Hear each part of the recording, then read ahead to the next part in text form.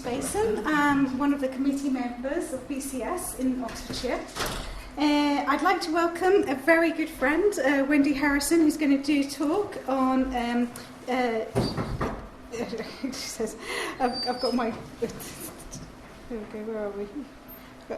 Why taxonomies will cause you to question about the finance and crypto assets. Sorry about that. So I just need to find my words there.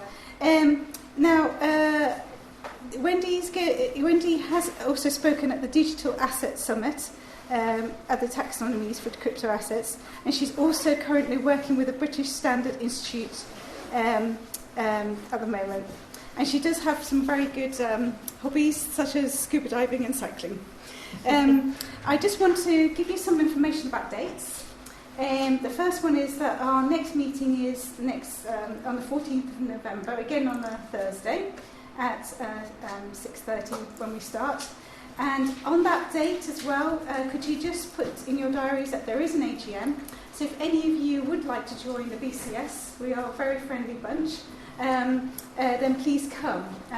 But next week we're doing. Next week on the 14th of November we're doing there's a talk on computer forensics, and it's very interesting. So I would definitely come to that. So without further ado, I'm going to hand over to Wendy Harrison. Right, thank you, Janice. So I thought we'd start this discussion with a thought experiment. So try to stay focused, clear your thoughts. You don't have to close your eyes because it defeats the purpose of a presentation if you do. Ready? Okay. What springs to mind when I say the word, you can probably guess, taxonomy? Any takers? What sprung to people's mind when you hear the word taxonomy? Classification? Yep. Any? Sorry? Species, yes, that's a good one. So, anything else? Plants, okay. Nothing to do with structure? Nobody thought of it as a hierarchy? Okay. We all use taxonomies in everyday life without thinking about it. If I was to ask you what mode of transport you took to get here, you could answer, I cycled, I took a car, I took a bus. Those are all a mode of transport, and hence a taxonomy. Yeah, it's surprising that people struggle with the definition of what a taxonomy is, and you're quite right, so it is a classification system. In this talk, we're going to have a look at what a taxonomy is, and then look at a case study of some real-life event examples of taxonomy. Okay. So, to start off with, I'm going to call my assistant. Just bear with me a second, see if this works. Siri, what's the definition of a taxonomy? Taxonomy means the branch of science concerned with classification, especially of organisms, systematics. You might not have heard that. Unfortunately, I had to use my phone because there's no internet connection here. So it is a branch of science concerned with classification and a scheme of classification. And I want to emphasise classification bit because it often gets lost when people try to define a taxonomy. So bear that in mind, it is a scheme of classification. Okay.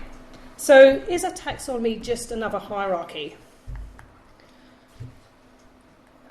The answer to that is no. One of the persuasive misconceptions about taxonomies is that they always have to be hierarchical in structure. That's just not the case. In fact, some taxonomies can be flat or unlayered, with the most important items appearing on the left. So it doesn't have to be hierarchical. Okay, so let's start with a hierarchy. This is typically one that you might see. Hierarchical structures for taxonomies are best suited where the relationships are well known. Those are relationships between the different levels. So as you mentioned, species, and when you're defining the animal kingdom, that's a classic example of a hierarchical taxonomy. But all too often, people, when they start this approach, get stuck in the middle layers. So if they're trying to do a top-down approach, they kind of get bogged down in the middle layers, trying to figure out when to branch and when not to branch, or to merge certain categories together. And often taxonomy projects fail using this approach because they don't get past this stage. And also, not all hierarchies are simple with a single parent relationship as shown here. But an example, as I mentioned, of this type of hierarchy is the Animal Kingdom taxonomy from 1738. The idea, obviously, there is that from each layer in this kind of ordered hierarchy is that there is some inference of inferred inheritance there. So the idea that characteristics can be inherited as you go down the different layers. As I mentioned earlier, taxonomies can be flat or unlayered, as they're sometimes called. Often we see these flat structures when we're talking, when we look at regulators and what they're defining at the moment. Typically, there might just simply be a list of items. Some taxonomies that follow this format may even just be a written paper. So therefore, it's more of a commentary about the characteristics and defining some degree of classification.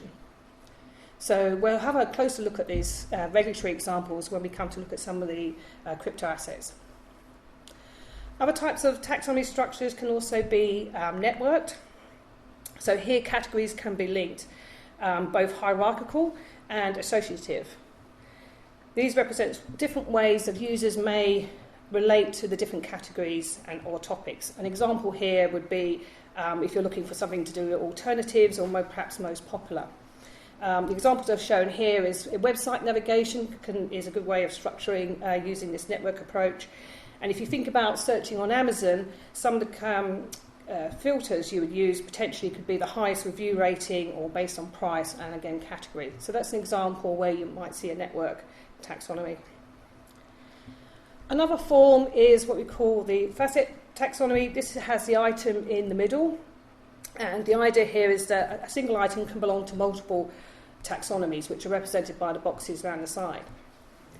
They use semantic categories called facets, but the facets themselves are not dependent on each other. In fact, they're independent. So there's no inferred relationship between the boxes on the outside. An example of this kind of structure are the colon classification for library classification and the universal decimal classification. These are good examples of a facet type taxonomy. However, recently there's been a paradigm shift which focuses less on the structure and more about knowledge management in terms of trying to encode the knowledge that's in somebody's head or in a team's head. So the emphasis is less on the structure and more on the thing that we're trying to actually encode. So think of encoding expert knowledge.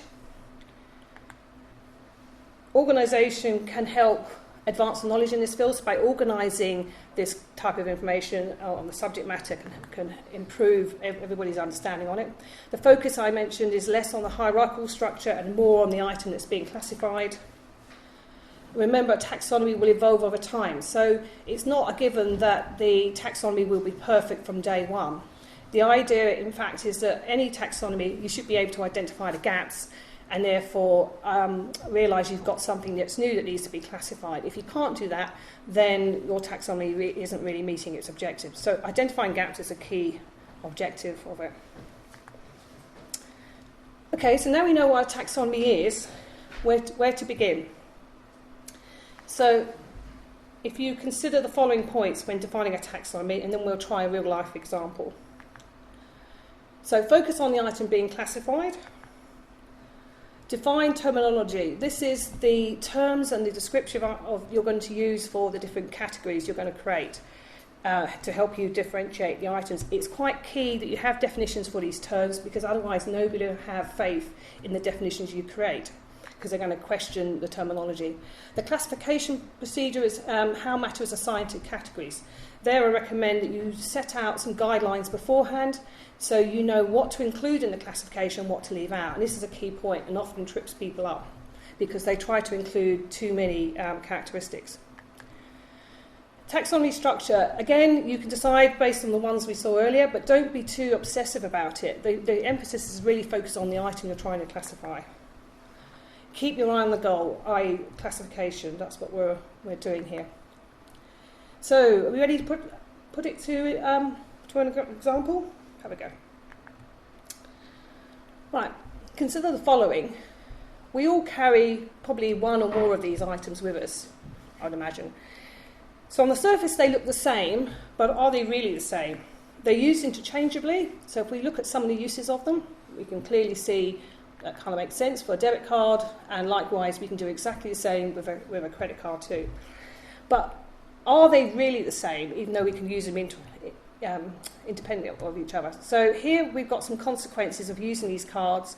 So no credit score impact, improves your credit score, decimates your credit score. You might be viewed as low risk, you might be viewed as high risk. Any ideas on, let's start with no credit score impact. Which one of the two cards do you think has that consequence? Debit card, okay. Improves credit score? Credit card, okay. Decimates your credit score? You say if you don't pay the bill. Credit card, okay, you think the credit card, good. What would make you be viewed as a low risk by a bank? Use a debit card all the time. Okay, hold that thought then. Any other takers on that? No? If you don't have a credit card, you can't get a mortgage. So Correct, absolutely correct. So that would make you a high risk. So let's have a look at what we think. So actually it looks something like this. So you're quite right. Let's start with the debit card. No credit score impact. It doesn't appear in your credit history having a debit card, whereas the credit cards will. But as I'll come back to your points in a second. So why does it improve? So a credit card can both improve and decimate your credit score. If you use your credit card wisely and pay it off every month, you're showing to the banks that you are credit worthy, and it improves your credit score immensely. If, however, you max out your credit cards and miss some payments, it has the reverse effect, and therefore you're seen as being a bad credit risk. So initially, if you use your credit card wisely, you're seen as low risk because you're building up a credit history. Conversely, with the debit card, if you use, as your point, if you use it solely and didn't have any credit at all in terms of other loans or a mortgage, you have no credit history at all. And consequently, your class is being high risk because the bank can't assess the likelihood that you might default on any loan they might give you. So even though the cards are used in exactly the same way, they have very, very different consequences in their use.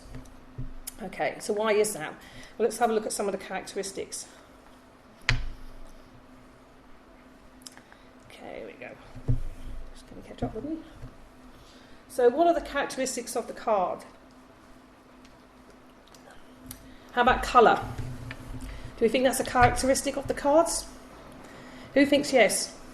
Yeah? Okay. So in the 80s and 90s, there was a big thing with credit cards where you'd start off with a silver and you'd aspire to get to the gold card and hopefully the platinum. And then you could throw across your card and say, hey, I've got a platinum card. And what wasn't advertised, which has come after those examples, was the black. And you couldn't apply for a black card. It had to be by invitation only. But these days, colour isn't so important because if you've got Apple Pay or Android Pay, you pay via your phone, nobody gets to see your card colour, and in fact cards will eventually sort of disappear. So colour isn't really a distinguishing feature of the card, unfortunately. Certainly not anymore. It's certainly not significantly important like it used to be. So not colour. Okay, what about brand? Now, some banks are quite big. They have lots of different brands. You think of RBS and NatWest and Coutts, for example. Do we think brand is a significant characteristic? Does it depend on context? Depending on how you want to use it. Brand American Express and other brands that are important to some people, other people it's not.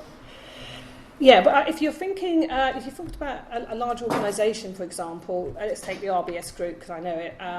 They have credit cards that they sell under NatWest brand, under the Royal Bank of Scotland brand, and under, for example, Coutts. So the fact that they sell it under three brands, do you see it as being, will that make it a different card? Is it a distinguishing feature of the card? No, it's not. Okay, no, it's not. You're correct. And a number of discussions I've had with teams on this in banks.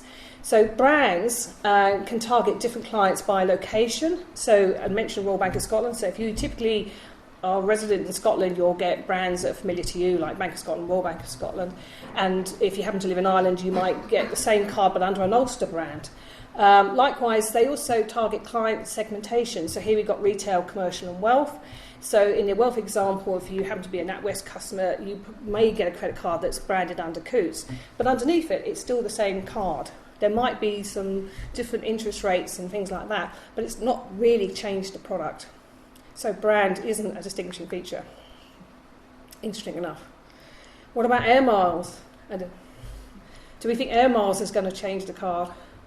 Be significant? No, okay, it's not. It's basically an add-on, a bell and whistle, as we might call it, and it doesn't change the nature of the product. If you think of it this way, the rule of thumb is that if I took the air miles off the card and didn't offer it anymore, has the card changed in any way? No, it hasn't. It's still used in the same function. It still has the same characteristics. So you can add air miles to it and take it away and add other different add-ons like cashback. It's still the same product underneath. So air miles is not a feature either. It's what we call a benefit, and it's something we're interested in knowing because people are going to look for credit cards that have air miles, but it's a benefit. It's not part of the taxonomy for the cards. So what is? So if we looked at the debit card first, it's unlimited. It's just based on your funds. So you can withdraw as much as you like out of a debit card. You do have the option of an individual limit. So if you want to limit the withdrawals to, say, £100 a week, you can request that. And you have this chargeback scheme as a law that gives you the ability to ask for a refund under certain circumstances if the goods you purchase aren't fit for purpose. Compared to a credit card, so predefined limit, this limit is defined by the bank or the issuing body, not by you. There's an interest-free period that gives you the 30 days or 50 days to pay off before you start incurring interest. There's flexible payments, you can choose to pay it all off or not all of it. And it comes under the consumer credit tax. So here, by using your credit card, you actually have more protection than you would under the debit card. People who've bought holidays through the recent Thomas Cook thing can call upon that under the CCA for assistance in getting their money back. So these are characteristics to help you distinguish it, and it's the reason why, when we look at the consequences are quite different. One is using your own funds. There's no credit involved. The other one is a line of credit. And you'll be amazed how people don't really understand the differences. Okay, now for something a little bit more complicated. Ready? So, let's go. So we're going to step back in time.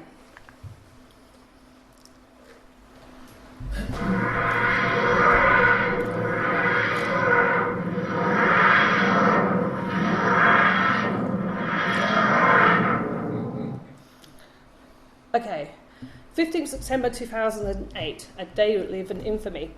Lehman Brothers files for bankruptcy. Lehman Brothers, if you're not familiar with them, were the fourth largest investment bank in the world, and at the time when it declared for bankruptcy, it was the largest bankruptcy in the world. So it was often reported to be the trigger point for the crisis. In fact, the crisis had started before then. If you think of Bear Stearns, that was having trouble just before Lehman. It was, however, cast as the straw that broke the camel's back when it went into and collapsed. Okay. So, some of the headlines you would have seen back then. So my question here is, was a lack of transparency complicit in the 2008 financial crisis? So here we're seeing a headline based on AIG. AIG was the company that provided kind of insurance, that if your client was defaulting on a loan, you had an insurance policy with AIG that basically paid their debt. The problem was that when the subprime kicked in, everybody was claiming, and AIG themselves were collapsing and had to be bailed out. So hence the comment, but both AIG and Lehman caused the worldwide markets problems. So financial crisis is the worst the world has ever faced. This is actually a quote from 2011, and we're still feeling the ramifications of that now, today. Panic grips the markets as a consequence. Massive shifts on Wall Street, so yeah, we saw everything going down in price. And then this was a board that was posted outside Lehman Brothers and asking who was going to be next. And this talks about contagion. So we saw that Lehman Brothers had collapsed. It's quoting here Citibank, UBS, Royal Bank of Scotland, Santander. Because they trade with each other, there is a contagion risk that one going down significantly will have a domino effect on the others. This is a quote by Gillian Tett from the Financial Times. She blames it on saying that there was a lot of risk-taking, a lot of debt was concealed, because only the people understood it. The only people who understood it were the people in the banks. I'd actually question it wasn't all the people in the banks. It's actually a small subset of people that really understood the products, and that in itself was part of the problem. So we'll have a look at that. So where were the risks hidden? Okay, let's take a look at the following clip. We're going to play a short video now. This is from a programme broadcast on BBC2 called, it's about RBS, but it does talk about the other banks in general, like the bank that ran out of money. It's just a short clip. Portfolios, both as citizens, where we do not do subprime lending. The fact that we've become involved in subprime lending has been another landmine we've kept away from. Because I think we've seen evidence in the market that that is a very good place not to be. But all that slicing and dicing of mortgage debt meant there was no escape. What happened in the system was that subprime became such a big part of what banks did. Not just originating it, but buying it, lending to the people who did it, packaging them, selling them, structuring them, trading them. It infected the whole system. So every bank did subprime. What's the warehousing exposure you've got in the mortgage bank? Analysts wanted to know how much subprime RBS held in its investment banks. The amount of subprime, sub-investment grade exposure we have across both the warehouses and collateralized lending and residual interest, whichever way you look at it, is really very, very, very small. A minuscule amount of that, a minimal amount of that. A lender to house buyers, but as a trader. It bought huge bundles of thousands of ordinary domestic mortgages, safe prime loans, from banks and other lenders across the USA. Then it packaged these up, sliced, diced, and sold them on to investors who profited from the interest. It really did seem as if the bankers had stumbled on a new form of alchemy. They were taking straw and turning it into gold by virtue of all this slicing and dicing. Because as they kept slicing and dicing these loans, the banks kept skimming off profits, and Greenwich Capital was absolutely at the forefront of taking those mortgages and trying to find new innovative ways of actually essentially making money for the bank.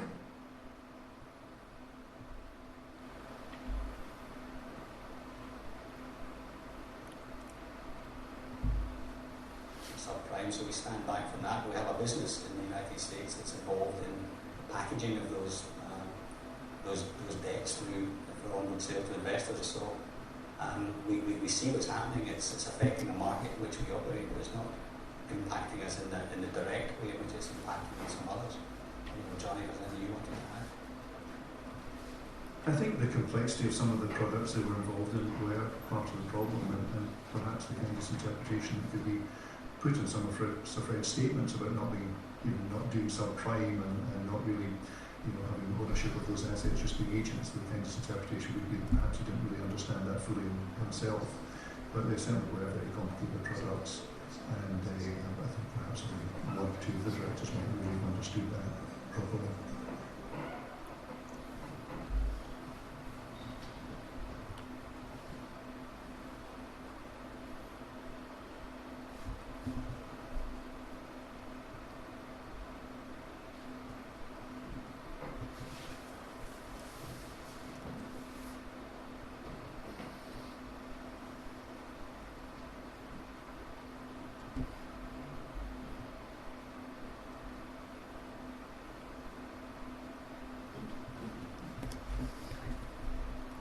So just to add to that, so one of the consequences of the crash is that, yes, the banks are far more better capitalised than they were back then, and the regulations have got a lot stricter.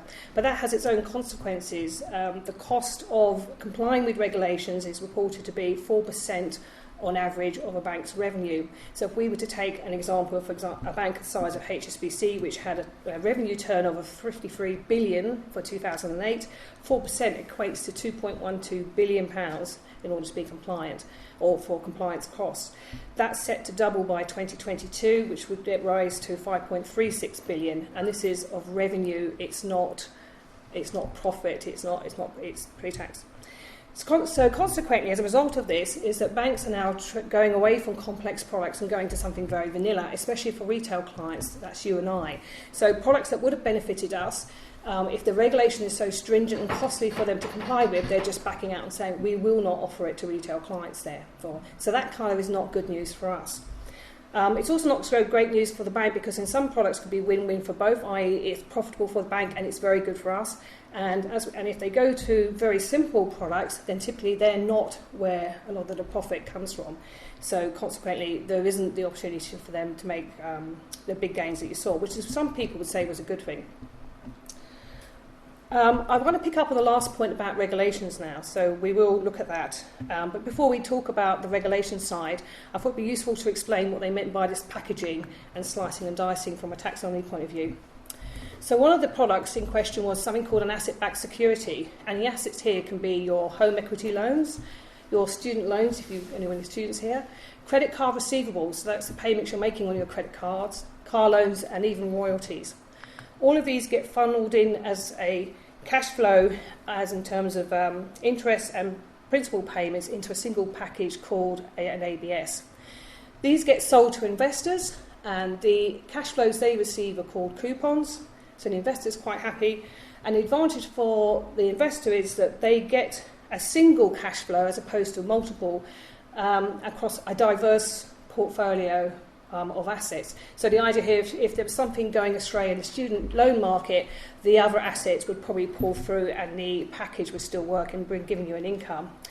The other key thing to note here is that most of these packages were given a AAA rating and are therefore classed as relatively safe. Anything with AAA was seen to be the top in terms of from a safety point of view. So that was one product. Another type of asset-backed security is something called a mortgage-backed security, and the collateral here is things like your homes, flats, hotels, a castle if you own one, or factory. So basically anything you can put a mortgage on. Here, these are mortgage payments, so the cash flows. Again, they package them into a little package for you called an MBS, and again, these are sold on to investors.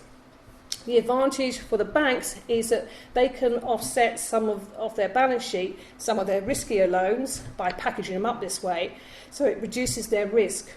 And the other thing about it, as you just saw before that, was that by reducing their risk, they actually income they get from selling it to the investors, they can reinvest and create more packages. So then they take the packages and they group them by risk class. So if you think of 3 buckets, it could be more, but we'll stick with 3. These are called tranches. So you have a low-risk tranche bucket, and in here you might put the hotel and the factory, for example. You'll have a medium-risk tranche, which will be your prime mortgages. That's you and I, who are always good at meeting our mortgage payments, and the castle, perhaps. And then the high-risk tranches are seen as the subprime. So that was the high-risk tranche. And then they take collections of these in different ratios, bundle them into a package again called a collateralised mortgage obligation, give it the AAA rating, and then sell it to the investors. So that's the slicing and dicing part. So then what happens? So you can see our little package down there. The red bit represents subprime because it's got a mixture of assets. These products were sold globally between banks and to investors across the world, as we're seeing with the blue lines. And it was as you saw in the video, it was very, very profitable for the banks. It's no coincidence that most of the banks reported their biggest and best year prior to the crash of 2008. However, later on that year, the US government decides, or the Fed rather, decides to put up interest rates, and that causes a lot of these subprime mortgages to start collapsing because they can no longer meet the payments, and so their homes are repossessed. And this starts off the chain reaction across all these packages that are being traded across the globe, all start collapsing. And this is where the exposure was that was mentioned in the video for RBS. Now, you quite question, why was it that if they knew about these products and they were on their books, how is it that the board weren't aware of this potentiality, that this could happen? And we'll look at that next. So, if we know about the existence of these products, why was the lack of transparency? So, as mentioned in the video, these products can be complex, and there is mathematics behind it. And hence, it's often seen as the domain of the mathematicians. So, this is the Black-Scholes equation. It's a partial differential equation which describes the price of an option over time, and some blame it for the equation that caused the banks to crash. We'll have another look at example. Some say these products, it's all about the mathematics, such that because there's maths involved. This is an example for an equity call option using the same type of equation. It's often seen as the domain of the quants or the mathematicians, to the point that when you're trying to talk to these people to define a taxonomy, they'll say if you haven't got a maths degree, you won't understand it. But I challenge that, because there are ways of describing the products that don't involve the mathematics behind it. And to give you a real life example, a quant who was working on a taxonomy project spent 10 months and came up with 43 attributes he could use to define any equity product. But he actually defined 0 products. So the taxonomy, as you can imagine, needs to say that was the end of that taxonomy project. And therein lies the rub. Because they're seen as complex, because they have the mathematics behind them, they're seen as the domain of a small set of individuals that truly understand it, and everybody else just refers to it by name without understanding the components that make it up or how those products work. So what does that mean from a regulatory point of view? I'll just finish off with a quote here from Ian Stewart, who's a mathematician. He said, "It may be rocket science, but it's not magic," meaning that every mathematical model is based on some level of assumptions, and it's those assumptions that then fail when they don't obviously relate to reality. So you can't always rely on the maths, because it doesn't magic away the risk. Okay. And also, just to point out, this is a mathematical model, but it doesn't explain anything about the taxonomy of the product, really. So we'll look at it from a regulatory point of view now. So we're going to meet Eric. Bear in mind, this is going to answer the point of the last thing of the video, talking about we've got regulations. So Eric works in regulatory compliance. He has to look at the regulations, and he's responsible for interpreting them and then assessing what the impact is to the business in terms of the products that it's going to impact. He then proposes recommendations in terms of constraints or what they need to start doing differently, and then informs the relevant parties, which will be the front office or the business managers, in terms of what we're going to do differently for this business in order to be compliant. So he has his first idea, because he needs to identify products, is to do a search on the internet within the bank. And this is quite difficult because there isn't a convention for naming the products. So what he finds is he gets a load of irrelevant results, an avalanche of them. He pulls back materials such as notices, documents, meeting minutes, but nothing that gives him a comprehensive list. There's multiple ways to do the search, but because there's inconsistency in the vocabulary, he doesn't get very far very quickly. So issues here are there's no naming convention for any of these products, and this is often confusion between the front, what they call the front office, middle office, and back office. Everyone uses different terminology. There's no single source of product information he can go to help him in his task. So it's difficult to confirm that he's covered all the products.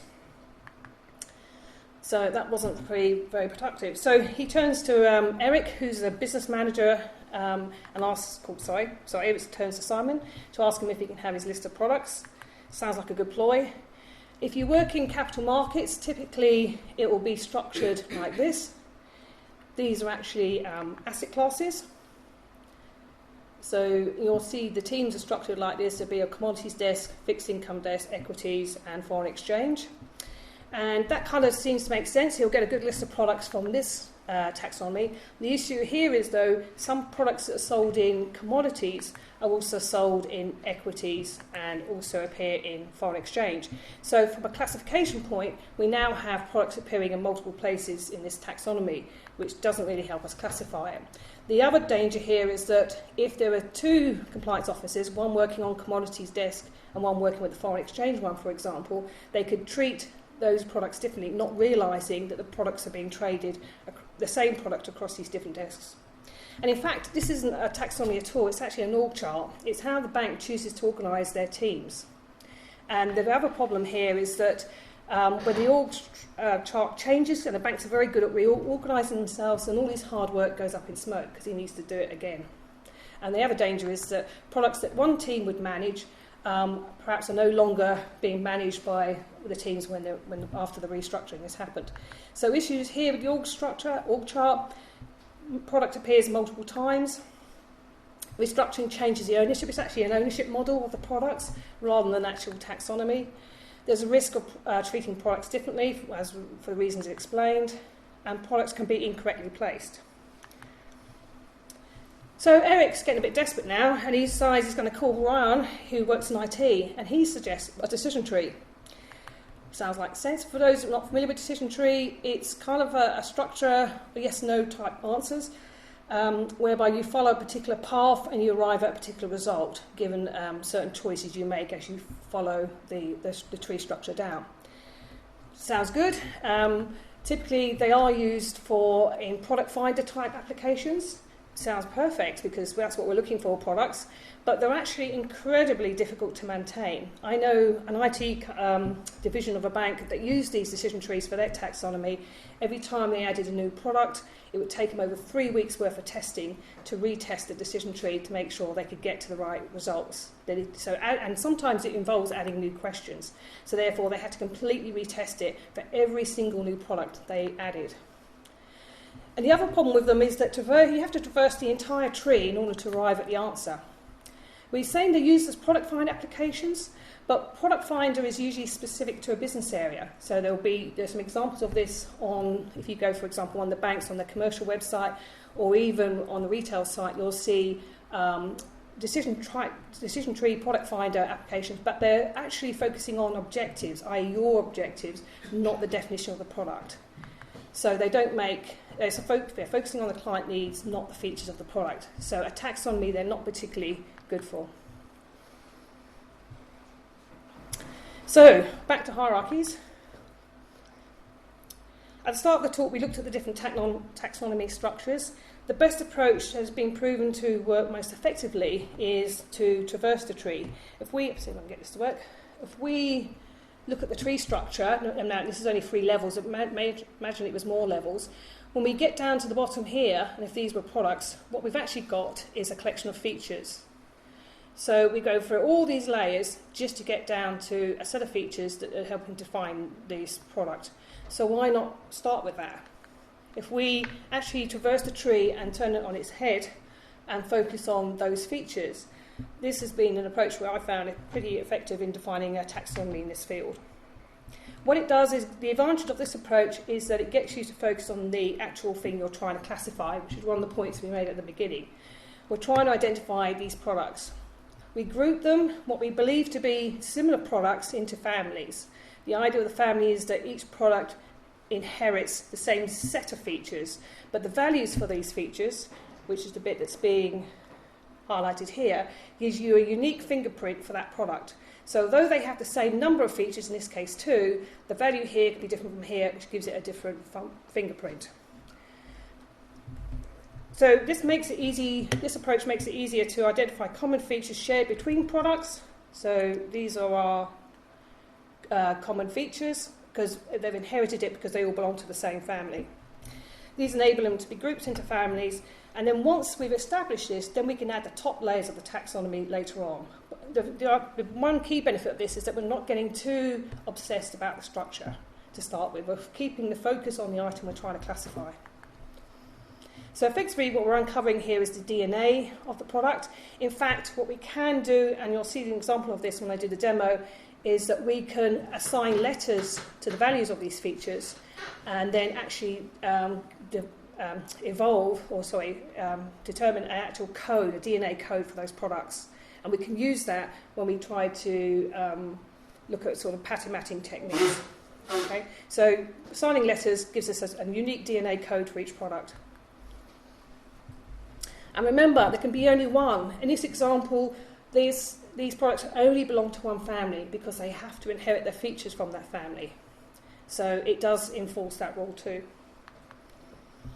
So what we like about this approach, in this context, it's really a bottom-up approach. It uses knowledge of experts and reference materials to identify the different features for each of the products. It uses quantitative analysis to identify distinguishing items. So we might start by looking at clusters of terminology and the frequency of those terms in order to start grouping them into different families. It's agnostic to the org structure. So the principle here, when we finish this taxonomy, we should be able to lift it out of one bank and deposit in another, and it wouldn't have any change on it at all. It's completely agnostic to the organisation. There's no concept of who owns these products in this structure. And it also gives us a glossary which standardises on the terminology. And as I mentioned at the beginning, that is important because nobody's going to trust our definitions if they don't agree with what we mean by wrapper or what we mean by interest-free period. These have all got to be defined.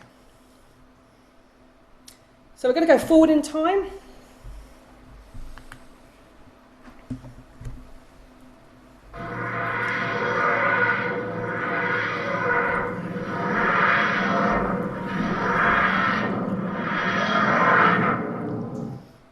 Not that far forward in time, only the 3rd of January. Satoshi Nakamoto, nobody really knows the personal persons who goes by that name, but he is on the 3rd of January he launches the Bitcoin network, okay, which is the first digital currency. Here's some of the headlines. So here the question is a lack of understanding and clarity in crypto responsible for recent headlines? So why did the price of Bitcoin suddenly skyrocket? It's very volatile at the moment, even now. Facebook launches a cryptocurrency to be available via ATMs. Cryptocurrency mystery deepens as 143 million goes missing. Cryptocurrency hackers steal Ethereum Classic. Bitcoin millionaires on the run following another scam. And these are sourced from the Independent. So what are the regulatory implications of this? And just to mention, obviously, cryptocurrencies sometimes get a really bad rap because of these headlines and because of people's lack of understanding. However, speaking to some regulatory people on the US side, they actually say they like Bitcoin because of the blockchain technology. All the transactions are accessible in terms of you can see the full history of it, which actually makes it quite easier to trace people defrauding people because they can review all the transactions. But you still see these headlines, which gives it a bad press.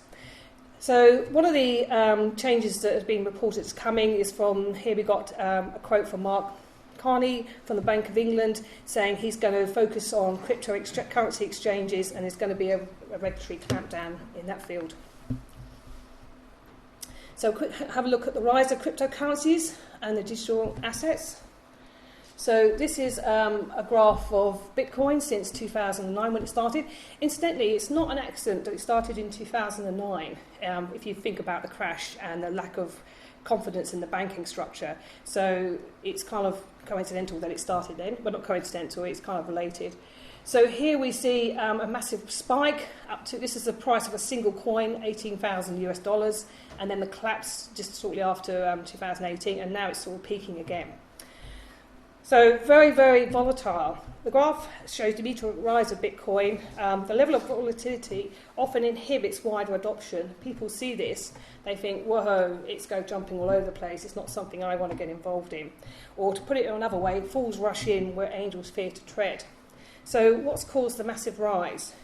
If we were to ask somebody like Warren Buffett, his words is a quote I'm just going to show you. But he's actually speaking on the 2008 crisis, but I think it's actually still apt given this scenario. So he talks about asset appreciation draws in people that really don't know anything about the asset. They start being interested only because it's going up, not because they understand it. Now, he was talking about products back in 2008, but you can see, I think that still applies to Bitcoin, where people are trying to jump on the bandwagon thinking, this is a good thing, it's only going to go up. So it sounds familiar. Okay, so this is not just an academic exercise. If you thought derivatives were very complex, it's only going to get more complex with tokenization. So here we've got a taxonomy of crypto assets that we're currently working on. It's not the complete taxonomy, it gives you a flavour of it. So we have cryptocurrencies on one side, utility assets, asset securities. Asset securities are branching into that difficult, complex place we saw earlier, and things called collectibles. Now, the concept here, we're just calling out some of the features, but what we're looking for is things like this, private anonymous synonymous, that this family has, but won't appear in any other family because it has no relevance. Likewise, with utility, they offer computing power or host other assets. You will not see this as a feature as a cryptocurrency. apart from Ethereum, which is kind of like a hybrid, sits between the two. Collectibles, so these are things like your crypto kitties. They have this concept of uniqueness, so things being guaranteed to be unique. Again, this is not a characteristic you'll see in any of these families. So this kind of just goes to emphasise the principle behind the taxonomic approach. Okay, so with a taxonomy, I feel that the feeling is it's needed more than ever. One, because in the crypto space, some of it is decentralised. There's no clear regulations at the moment. The regulators themselves are playing catch-up, trying to catch up with this new technology, and there's often sort of 1,300 new types of digital coins or assets that are being launched every year. So we need to understand what these new digital assets are, how to differentiate between them, and know what, if any, are the restrictions from a regulatory point of view. So let's take a look at a taxonomy in action. And one of the things I'll point out here is that, as I mentioned earlier, it's not so much about the structure of the taxonomy, it's more about the patterns we're particularly interested in. Now I'm going to switch over to... Oh, I will actually say, the example I'm going to show you, there is a real-life example that's working for a large bank, RBS as it happens.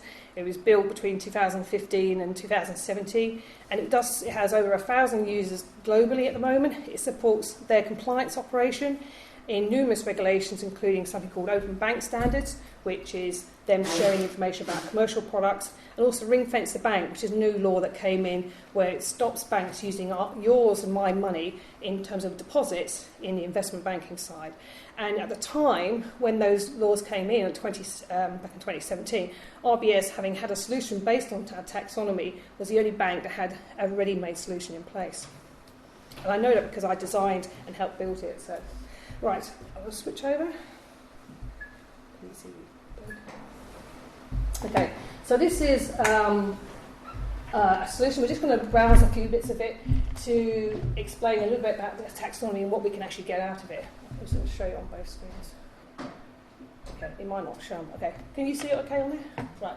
So you'll notice at the top, it's starting off with those asset classes. Typically, this is set as a home page because when we're talking to banks, this is how teams tend to structure themselves. So I can go and look at all the foreign exchange or commodity products, and it will go and show me what those products look like. So what I'll point out here, hopefully you can see it, is that these bits here, these bubbles, are actually the features. They're almost like, if you see it, it's like a tag that we're tagging it with, and this is the unique features we mentioned that we can help distinguish between the different products. And I'll show you an example. If we drill into one, or if I can go search, I'll just make it a bit more. You can search for it by name. So this is something that poor Eric couldn't do. He couldn't search for products because there wasn't anything to search against. You can look at reverse repos. So here it's giving you information. It's giving you a bit of a graph explaining how the product works. Here we've got some product owner information, so if I have a question about a product, I know who to contact. Remember, Eric needs to know who to inform of changes to regulations. It's pulling in some target market parameters there. So this is who this product is designed to be sold to. And it's saying professional eligible counterparty only, i.e. not to you and I. And then you've got some information regarding the actual countries it's being traded in, and there's a bit of blurb about it at the bottom. If I say show more, you'll see, hopefully it'll be bigger on the screen. So here we've got, again, a description of the product. These are the features. And then we've got some controls here that have already been put in. Now, these controls are being picked up due to inheritance because somebody's gone in and said, I want to restrict the use of these type of products that has this combination of features, and I want to introduce this restriction. So we have these ones here, what we call internal restrictions. So this is something a bank would impose on themselves because based on their risk appetite, saying we don't want to sell this to retail. And it talks about target market must be defined, pre-trade and shared. There must be a pricing model check. The ones down here are to do with regulations. So because this is being sold in Australia, and because you have a certain combination of features, it's picked up this, and some of these are made up. Don't read them as read, as real life. But it's advanced knowledge of prior experience to use this product. So this is a target market restriction. And in the United Kingdom, it's talking about the Open Bank Initiative. So sample, ISO code, repos, and reverse repos. So here you can see some of the restrictions that are being applied. And it's much easier for a compliance team to define these controls and say this affects all products that have these certain characteristics.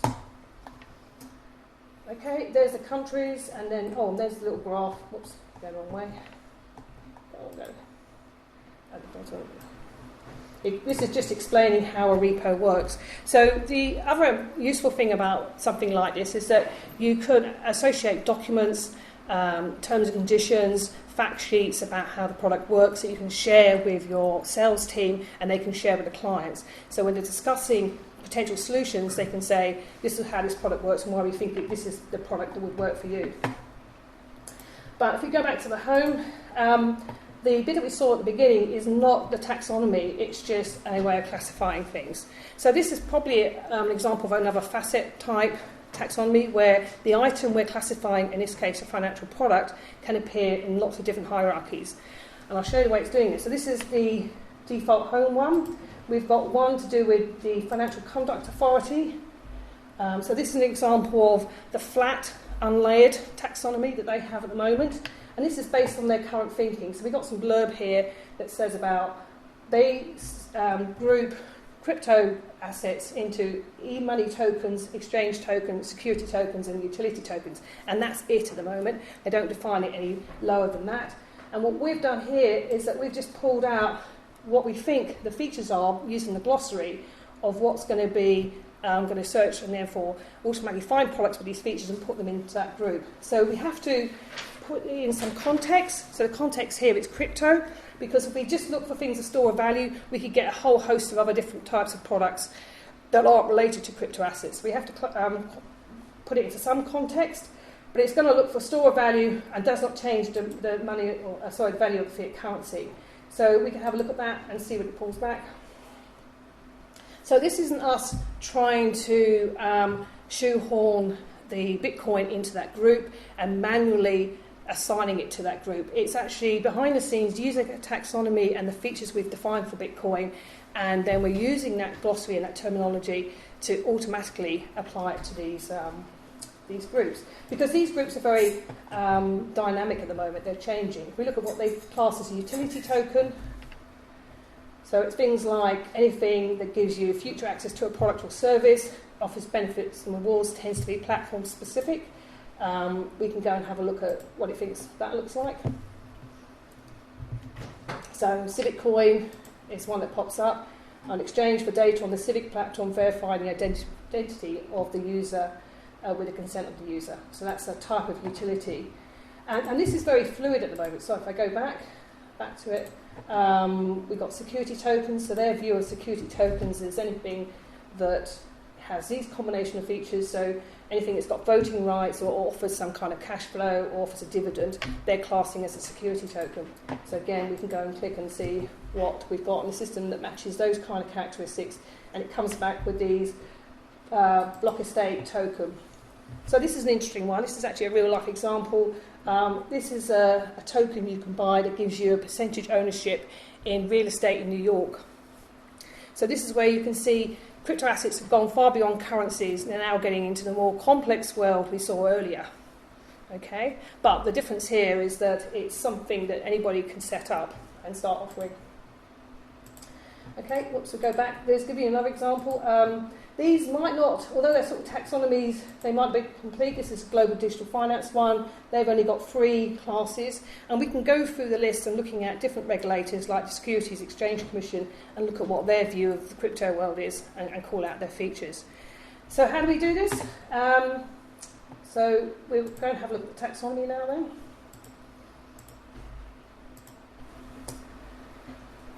So what you see here at the top is actually based on something called the ISO CFI code. It's a classification of financial instruments, and we're using that one because it's in the public domain. I can't show you the ones we did for RBS or HSBC because they're proprietary, but the principle is the same. So these ones here are based on the CFI code. The crypto one is the one we're working on at the moment. So we break it into fundable and non-fundable. We work out this split because we did some quantitative analysis.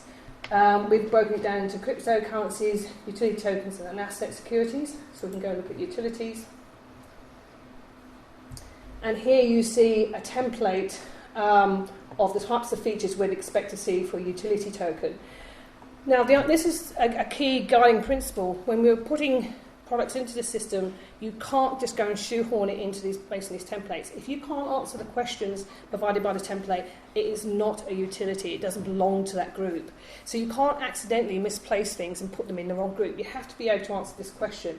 So if you look at this and go, hang on, this doesn't look familiar, it doesn't do any of these, then typically it's not a utility function given this definition.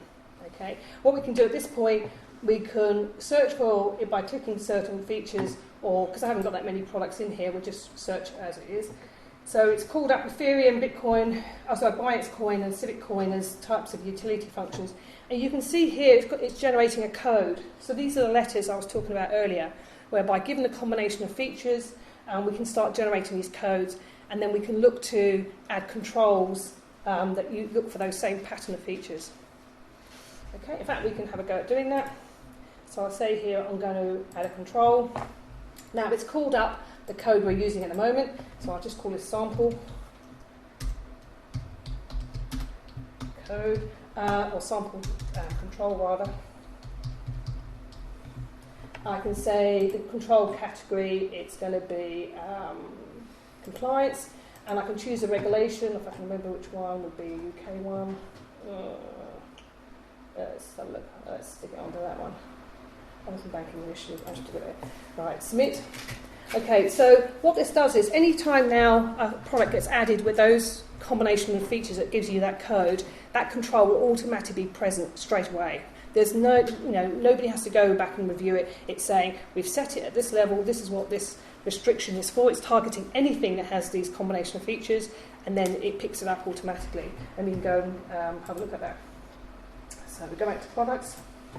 So what I'm trying to demonstrate here is the powerful things you can do with a taxonomy once you've got one defined.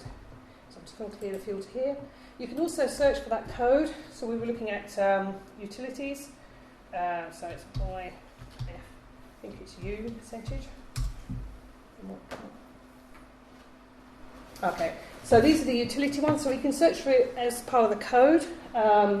And then we can call up and then have a look at if one's actually being sold in the UK. I think I've checked if there is one. Yeah, no, it wasn't in the right country. Okay, so it'll only pick up those restrictions based on if you've created a regulation. The regulations are specific to a region, and therefore if you're not selling that product in that particular country, it won't pick up that restriction. So it's quite simple. This is the code that's been generated for that one product. Right, so that's how we can search for things. We can also obviously search for it by name or search for it by a partial code. So if I looked at something like the CFI code, it starts with H. If I say percentage P, it will search. Now this is looking for what's called over-the-counter type products, and it's picked up based on those codes. These combination of products that have those features. You can also search by features. Whoops, we haven't gone over the page. You can also search for individual features by clicking on the bubble item itself. So we could search by barrier or call options if I wanted to see a thing that was FX and things of that nature. What I'm trying to do there is highlight how you can use a taxonomy once you've got it defined and how you can hang off controls. We can also hang off the sales criteria. I'll just show you that. So this is, again, part of MiFID, which is a regulation that came in force in January 2018. It's all about the criteria of the client. So here we're interested in what the client wants. They want some income, their knowledge is basic, and maybe their retail. So I only want to find products of that nature. What can I offer them?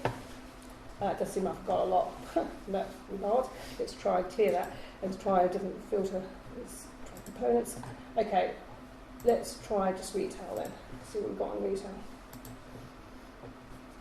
Okay, so these are products I could offer to retail, and it gives you the criteria. So this can be used to these combination of things. It meets the ethical needs, it has this level of risk, and so forth. So this is useful from a sales point of view, from a relationship manager who are not just trying to offer the products they know best. They could offer new products that come online when you put in the different objectives of the client, would actually pick up products that may be a better fit. And then from this, you can then produce the fact sheet, which gives you a nice verbal breakdown, descriptive breakdown of what the product offers, and take that to your client. You notice down the right-hand side here, these are the actual ISO CFI code, and again, we can search for that. But this isn't possible. None of this is possible if you didn't have a taxonomy underpinning all of this. Well, there seems to be a contradiction there. The risk level and the ability to bear losses seem to contradict. Yeah, well, some of the data is, those two aren't related in terms of you say I can't bear any risk, and yet it says it's risk high. It's just, it's how MiFID classified is. You're right, there should be a link between those two, that if you say you're low risk, if your risk appetite is nothing, I don't want to lose anything at all, then you wouldn't, you shouldn't be able to take it, but that's how MiFID is at the moment. When they define the target market, they can click any of those combinations. It's not restricted. But this is a requirement for the regulators that they must have this information in place before they start offering the products. And the beauty of this way is, again, we can use inheritance, so we can set a target market being very restrictive to start off with, and then that means any new products come in automatically get that target market, and then we can make the product specific if we choose to. We can say, for example, if I'm a bond, all bonds, I'm not going to offer to retail clients, but there might be a particular bond in there which is actually okay, it's quite simple, in which case I'll make that the exception. So you can do a lot of things with it. Right, I'll just hang it back. So it's all about the patterns. What I was trying to highlight there is that having understood the taxonomy, what we can do with patterns and using these pattern matching techniques to both help the compliance team apply regulations and restrictions to the products, and also help the sales team understand what products, not features, can meet particular client objectives. Right. So, what's next? What's next is, it takes, when building a taxonomy, it takes a lot of time. In this example, we've done lots of interviews with subject matter experts, sat down with the structuring teams. And when we're doing the cryptocurrency ones, we're researching lots of white papers, which are published on the various coins when they're launched. There's design and construction, following some guidelines that I mentioned. So before you start this activity, agree what you will accept as a differentiating feature and what we will chuck out. Then you have to test your taxonomy. The only way you can test it is what we're doing now, which is putting products against it to see, does that make sense? Are these two cryptocurrencies really are the same? Are they really currencies? Or is it something like with Ethereum, where it's a hybrid, in which case it doesn't fit the model, and we've got to create a new family for that particular example. Then you can publish and go live with it, and then there's always review and evolve. Like I said, taxonomies evolve because there's always something new that somebody's going to come up with which doesn't fit the model. So it is very, very time intensive sometimes. So in the future, what we'd like to see is some automatic taxonomy creation. It's a company called ATC, and a look at ways that we can use AI to help us in the creation of the taxonomy and identify the pattern of features.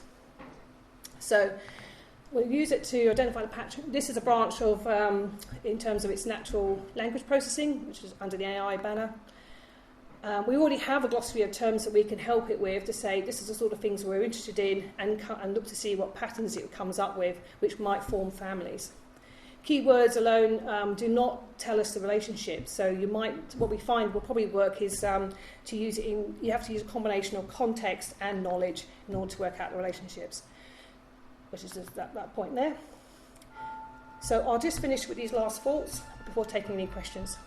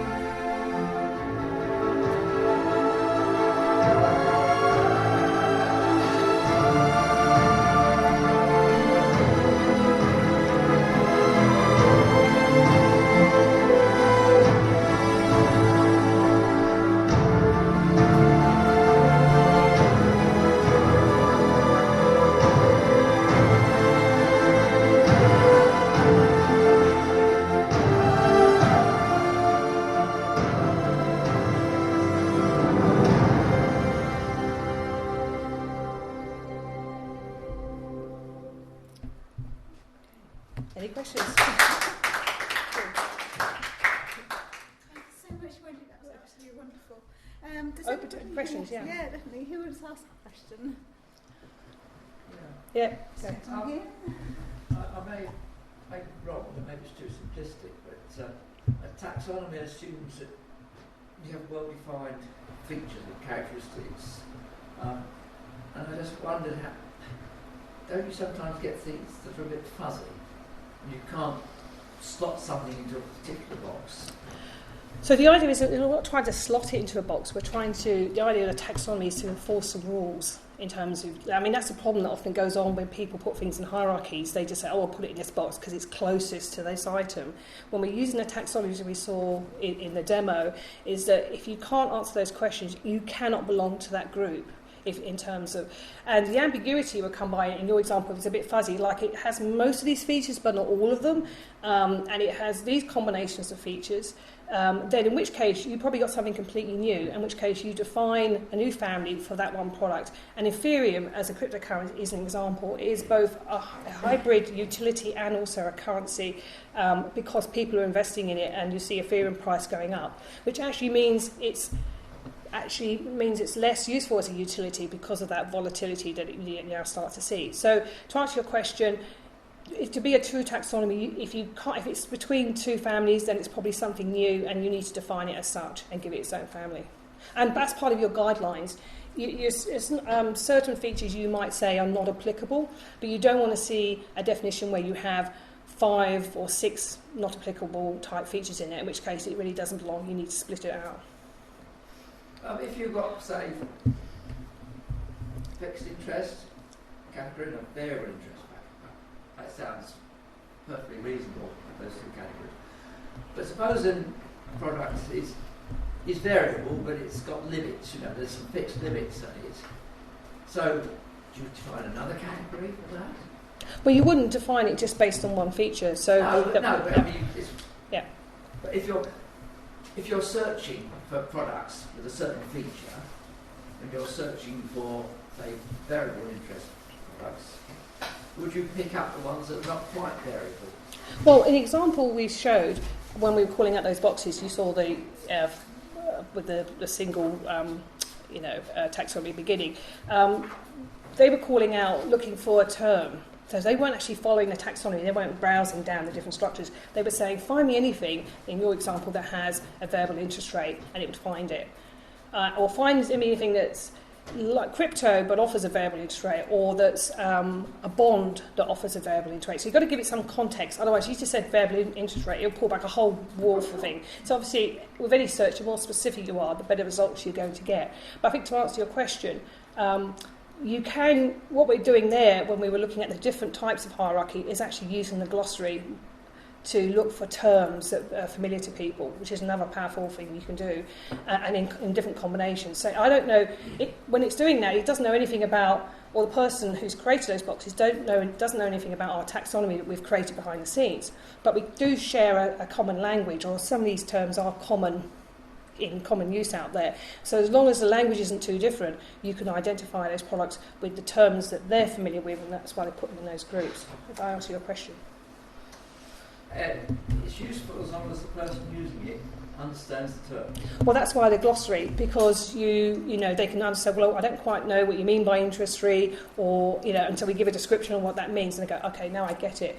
And that's through experience. When we did this back in 2015, we provided a definition to some of the business managers, go, oh, I don't agree on that. Or if you said wrapper meant that specifically, then I wouldn't have used it in this context. So you must have that glossary and those definitions to validate and then they go, yes, now I get it. Because it's all part of what we saw earlier when Eric was trying to search for products.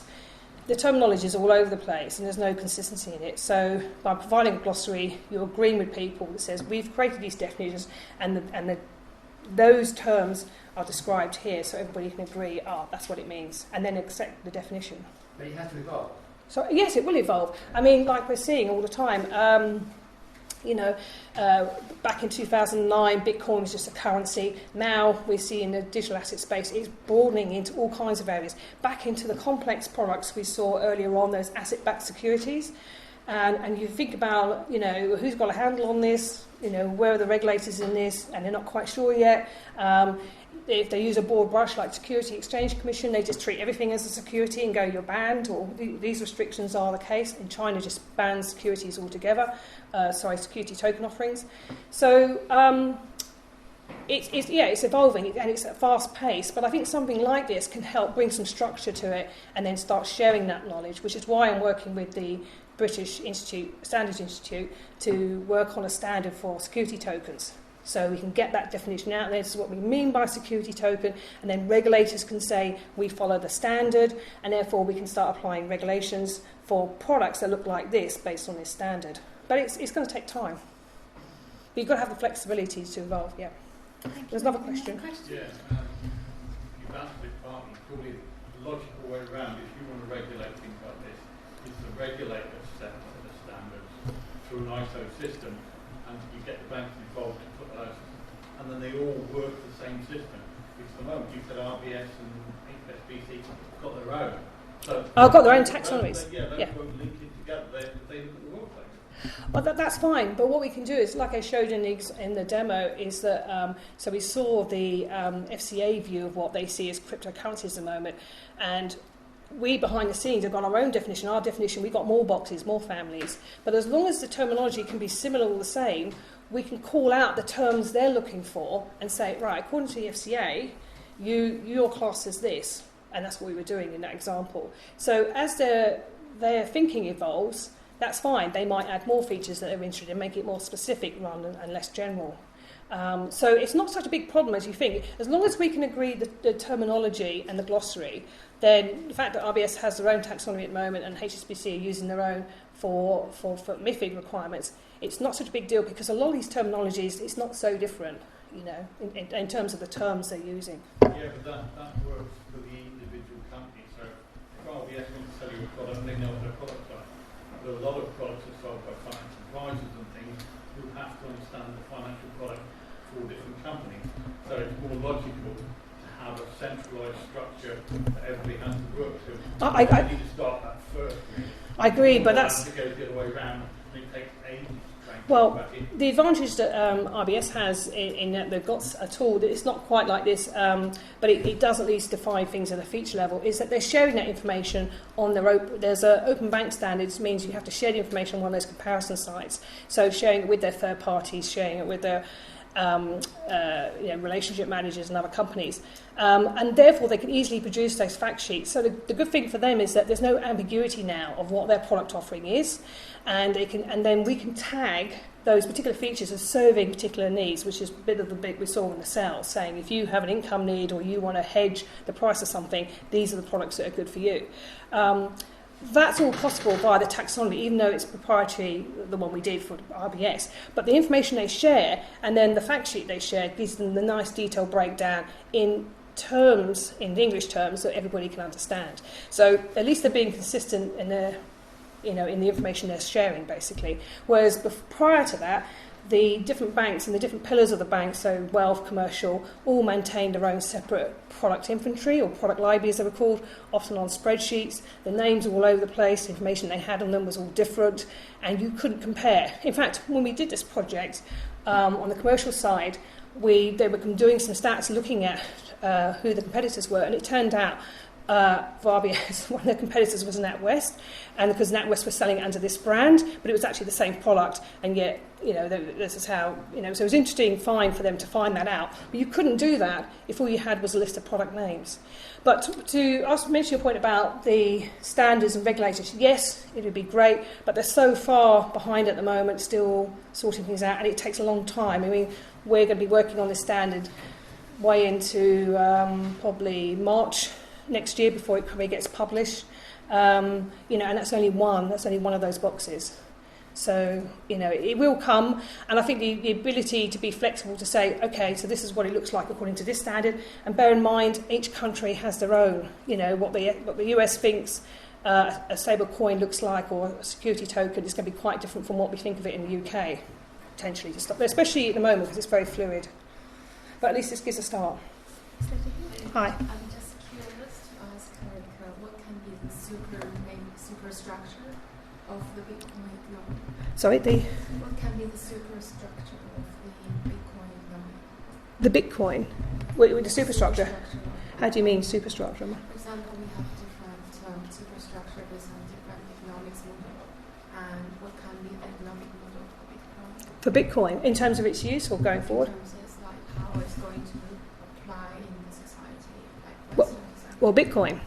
I think it's an interesting question, actually. Should I say what the question was? Yes, because people can hear. So it's how Bitcoin will fit society, is that correct? Is that and also how it can change the superstructure of the society. And how can we change the superstructure is the question. Okay, so if I understand correctly, so the interesting thing about all the digital aspects is that coins or crypto assets is that the genie's out of the bottle. You can't put it back in, and it's got the banks very scared at the moment.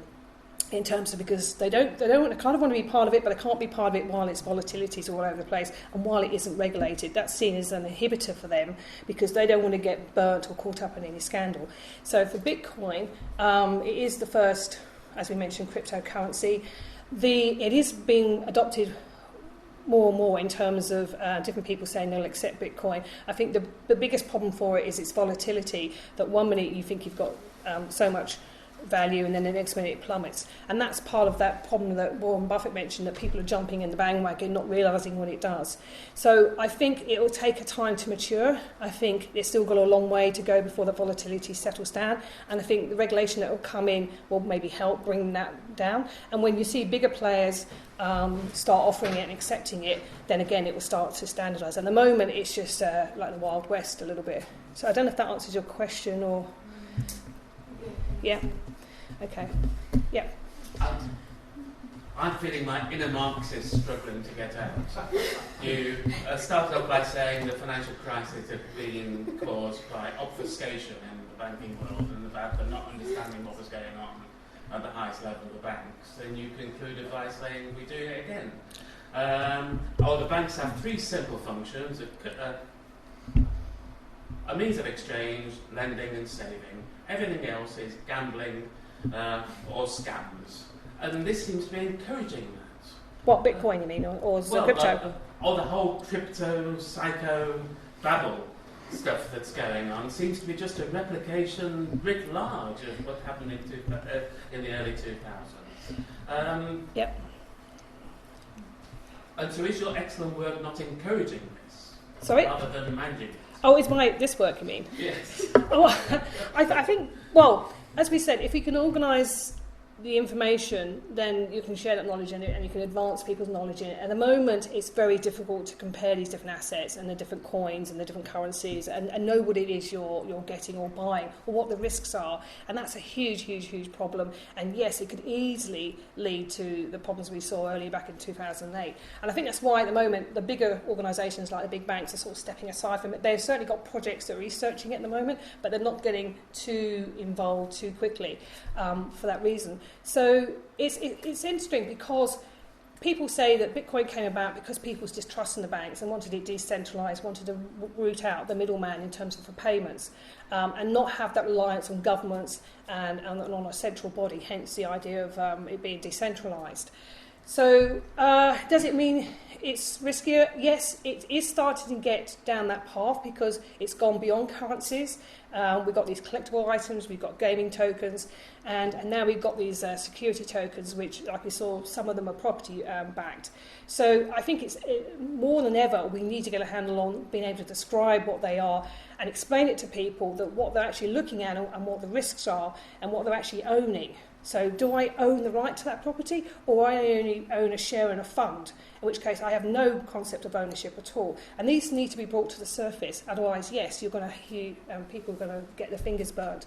And I think it's just the problem we've got in this field is that it's so fast-paced at the moment. So something like this, and what we're talking to market data providers, we're talking to, for example, people like the NASDAQ, and interestingly enough, when talking to the NASDAQ, they talk about, you've got so many attributes you could include, and they're suffering from a problem of knowing what to keep in and what to keep out of the definition. But it's a case of, you've got to put something out there as a straw man and say, look, this is the way that kind of works. We can get some transparency, some exposure to what these products are, be able to compare them, and then people can see what it is they're buying. And that's why we are talking to regulators, we are working with the standards teams to try and get some traction in this field, to try and bring some sense to it all. And then if we can do that, we can make it more transparent and help the regulators, which is the point of the last point in the thoughts. Then we can try to avoid some of the potential crises, or sidestep some of them. Unfortunately, regulators never have the clever people working for them, because the clever people are working for the people who make the money. I know. They offer them more money and they go and work for exactly. So there's a structural problem there. Yeah, but I think the purpose of it was all about making it more transparent, and that's not just internally within the banks where I saw there was a problem, and hence the people at the board level didn't really know how these collateralized mortgage obligations worked. It's a cop out to say, it's the maths, it's complex. We can describe it in terms, which I think we showed in the demo, that doesn't involve the maths. And so we can get that knowledge out of those people's heads and make it available to everybody in the bank, from the sales side, so they know what they're selling better, to the top level board management, so they understand the products, and also to give them something they can query. So when things start to go wrong, say, why, what was this? And then, because we can tag, using those codes, the different trades they're doing, because often what happens is the name of the product can change depending on how many systems it goes through, but we're tagging it with those codes. No matter what they've called it, we could decode what the features are and then work out what it actually is. And this is all about making that possible. And hence the idea of using a taxonomy to make it transparent and to give people that ability. So interesting. Yes, just one more question because we're coming to the end. Thank you. Applying taxonomies to any other kinds of sophisticated products or services? Within financial services? No. Oh, outside. I think not yet. I think this is a big enough crack to try and work on at the moment. It's certainly keeping me busy on the crypto front. But I think the principles all apply. I think the principles applying about how you go about the taxonomy and the uses you can get to it. For example, I was speaking to my cousin, who's a marketing executive for a firm that sort of makes perfumes and things, and she immediately said, we could use something like this now, so it could be applied certainly in other fields, and in this case potentially a lot less complicated fields. So yeah, why not? Wendy, thank you so much. Thank really you. Appreciate you coming all the way from London, North London, all the way here to do this talk for us. Thank you. Thank you very much.